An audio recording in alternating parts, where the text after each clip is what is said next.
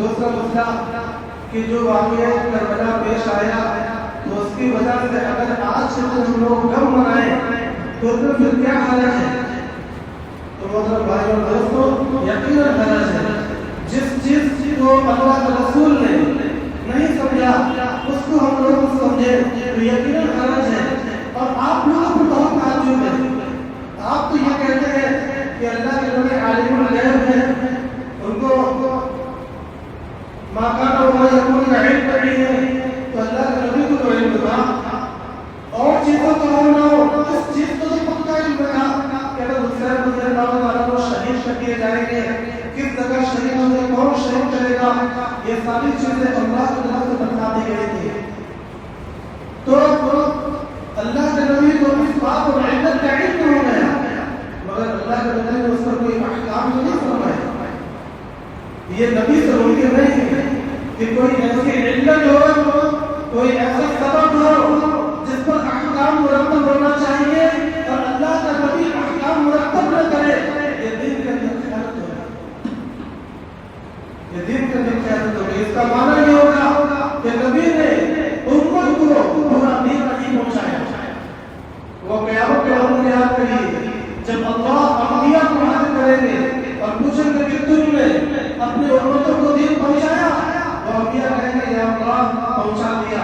ان کے امتوں کو بلایا جائے گا اور پوچھا جائے گا تمہارے ان نبیوں نے تم تک دین پہنچایا؟ مگر یہ اللہ نہیں پہنچایا۔ یہ معاملہ حسن ہے۔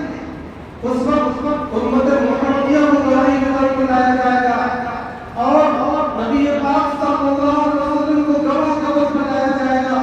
وہ تمام مسائل کیے جائیں گے، وہاں ان چیزوں کا انبیاء سے بھی حساب ہوگا کہ تم نے دین پہنچایا جا رہے ہیں۔ کچھ حساب نبیوں سے بھی ہوتا ہے۔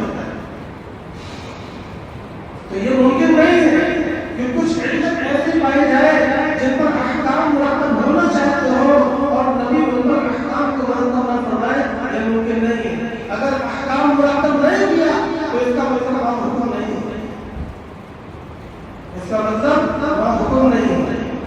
ایک بات۔ دوسری بات، نبی پاک صلی اللہ علیہ وسلم نے بھی بہت سے اپنے صحابہ کی شہادتیں دیکھی ہیں، اپنے جانے والوں کی شہادتیں دیکھی ہیں۔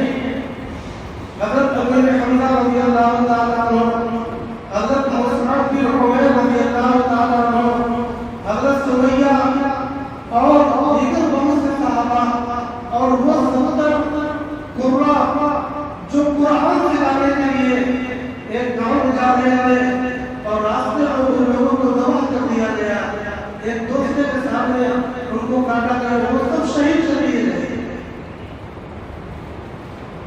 بہت سی شہادتیں اللہ کے نبی صلی اللہ علیہ وسلم نے دیکھی ہیں، مگر آپ بتائیں کبھی آپ نے صحابہ کو یہ کہا ہو کہ ان کا غم منانا ہے، ان کا نوحہ کرنا ہے، ان کا مرثیہ پڑھنا ہے؟ نوحہ اور مرثیہ جو آج یہ ڈیجے میں بج رہے ہیں، گھروں گھروں میں بج رہے ہیں، یہ رسوم جاہلیت ہے۔ اللہ کے نبی صلی اللہ علیہ وسلم نے ان کو اپنے پیروں تلے کچلا ہے۔ جن کو اللہ کے نبی نے کچل دیا ان کو ہم نے بھی کچل دیا، ہم ان کو تا قیامت اختیار کرنے والے نہیں ہیں۔ یہ موسیقیاں، یہ ڈھول بازے، یہ رقص اور یہ بدتمیزیاں، ان کو ہمارے دین نے حرام قرار دے دیا ہے، لہذا تا قیامت ہم ان کو حرام ہی سمجھتے رہیں گے، ان کو کبھی حلال نہیں سمجھ سکتے۔ آج کا دن جو من کا نہیں ہے، یہ کون کہتا ہے کہ کوئی شہید ہو اور اس کا رنج کیا جائے؟ شہید بھی تو وہ ہوتا ہے جنت کی تمام نعمتوں کو دیکھنے کے بعد بھی وہ اللہ سے کہے گا اے اللہ میری موقع ہے میں دوبارہ دنیا میں بھیج دیا جاؤں اور آپ کے راستے میں اسی طرح پھر شہید کر دیا جائے۔ شہادت وہ چیز ہوتی ہے جس پر آپ رنج کرتے ہیں، وہ قابل رنج نہیں ہے، وہ ان کے لیے بڑی فرق کی چیز ہے۔ ہمارے لیے یہ رنج ہے کہ وہ بزرگ تھے، ہمارے اور ہمارے درمیان اب نہیں رہے، اتنا رنج ہے۔ لیکن شہید ہونا ہر مومن کامل کی تمنا ہونی چاہیے، لہذا اس چیز کے لیے اصلاح کرنے کی چاہیے کہ آج شریف مقام میں جو غم کا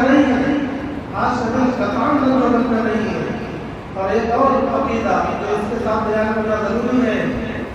तो ये ना समझे कि अहले सुन्नत व जमात सहाबा और खुसूसन अहले बैत से मोहब्बत नहीं करती है। हम अपना अकीदा वादे कर देना चाहते हैं कि अहले सुन्नत व जमात का ये अकीदा है कि सहाबा से मोहब्बत करना और खुसूसन अहले बैत नबी से मोहब्बत करना ये ईमान का जुज़ है। अगर ये नहीं पाया जाएगा तो ईमान नहीं पाया जाएगा।